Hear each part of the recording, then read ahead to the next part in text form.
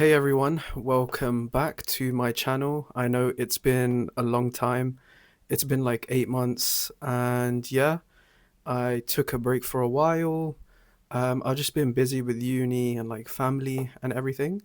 But anyway, so today's video, like, what is it?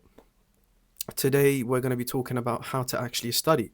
Now, this is based on everything that I've learned through trial and error. I mean, I've been a student for a very long time now.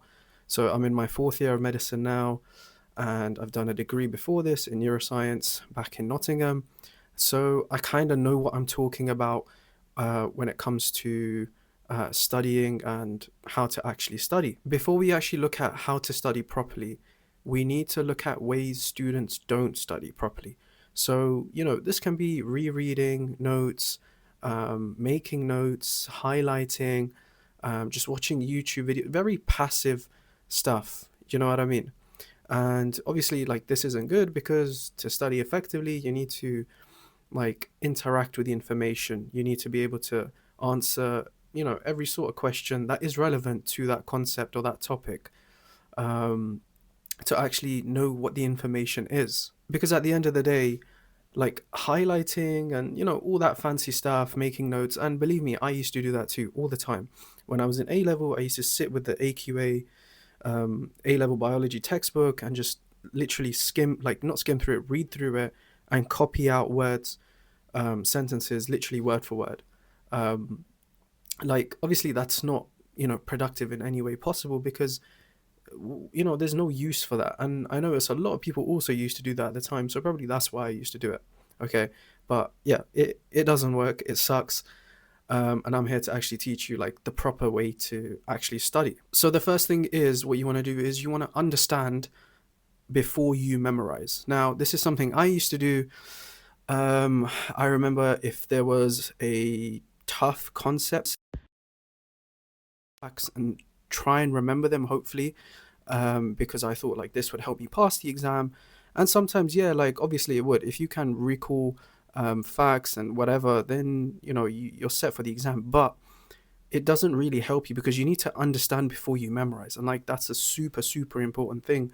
That's just something you have to do, right? So before you go and make your Anki flashcards or Quizlet or whatever, just make sure you understand the concept, the topic, before you start making those flashcards. Like that's rule number one. Okay, so the second thing you want to do is find the syllabus. Now, the syllabus or the specification is everything you need to know for that exam. Now, this can be, well, if you're an A level student, this is on your exam board's website.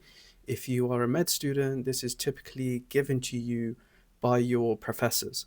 Now, this is absolutely like one of the most important things that you need to have and know because everything that you can be tested on is in there. Now, especially for me as a med student at MUS in Sophia, we need to know the syllabus inside out. We need to know, like, for example, for microbiology, if there's 100 syllabus points, we need to know 1 to 100 because the way our exams work is when we go into the exam, we pick up these random tickets and on the tickets it will say, okay, you get point 67, so you have to tell us about Klebsiella, the pathology, the mechanism, everything like to do with it. So yeah, essentially find the syllabus and start building on that. And obviously, third goes without saying, which is learn the content. Now, you can use textbooks. If you're an A level student, you can use the ones that the exam boards give you. If you are a university student like myself, then obviously you have access to lecture slides, you have access to like the textbooks, you have ChatGPT. I mean, I hear a lot of slander about ChatGPT, but I mean, it's pretty good with explaining concepts, tough concepts, and just giving you like comprehensive information, just kind of all there. Because in textbooks, you kind of have to find it and go through it. But that doesn't mean just rely on ChatGPT. Use like all the tools and resources that you have. And the next one is, well, it's more for me because I used to do this, is when you make flashcards, read them, right? Go through them, and the next day do them again because I use Anki. So for me, it's Like if I do, 10 cards today, 7 of them might come up tomorrow, right? Because that's how spaced repetition works. I'm sure you know what spaced repetition is by now. So for me, it is do your old cards and your due cards before you start making new ones, right? Because that's so important. You need to like kind of consolidate that information that you've been over, that you've studied beforehand, before you try to create new information, if that makes sense. Okay, so just to be clear, there are a few more things I may have missed out on what not to do. Okay, so one of them, I think I mentioned this, which is to make notes from videos and textbooks. The reason why you don't need to do this is because it's already done for you. I mean, that's the whole point of a textbook, right? You don't need to make notes from the textbook because the textbook is already like essentially just formal notes, if you will, right?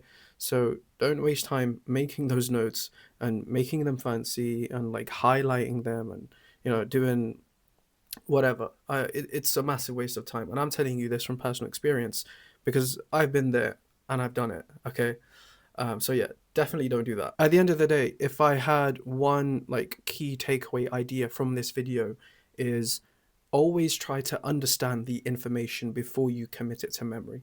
That is literally the biggest thing ever. If you can like do that for all your exams, for all your topics, all your syllabus points, specification points, whatever objectives, then you're already there. You're ahead of like 90% of people, because it's so important. Because once you understand something, and when you understand it, it's that much easier to remember it, because you know the whole process inside out, upside down, like whatever. Like you know it. It's not you trying to remember like arbitrary facts or recall something that doesn't quite click in your head. When it doesn't click, then you're obviously you're more likely to forget about it, right? So yeah, but anyway, I do hope this video was some value, some use to you guys out there. And yeah, since I'm back, I'm gonna probably try to make a video like once a week, trying to tackle like one issue at a time, and whatnot. So yeah, stay tuned.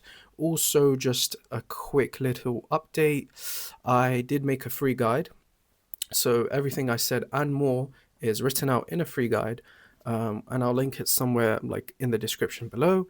And there is a paid guide. You can have a look at that. It's my entire framework, everything that I've learned in the last 9-10 years of studying, being at uni, etc., kind of put into one. So it's like 10 years of experience into one PDF.